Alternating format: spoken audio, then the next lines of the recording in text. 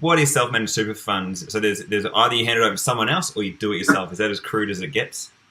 Yeah, almost. So if we think about superannuation, it's just a tax structure. It's not an investment. It's just a very tax-effective way for a lot of people to be able to save for retirement.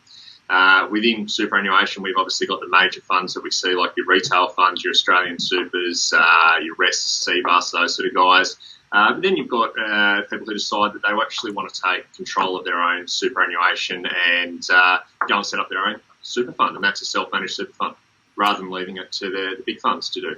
Okay, so what's the thought process for most people to take that leap? Are they thinking, oh, I feel like I want to have more control over this, or are they coming from a farming point of view, like, oh, there's money sitting there that I'd love to be able to utilise? What's the main thought process that makes people leap into SMSFs?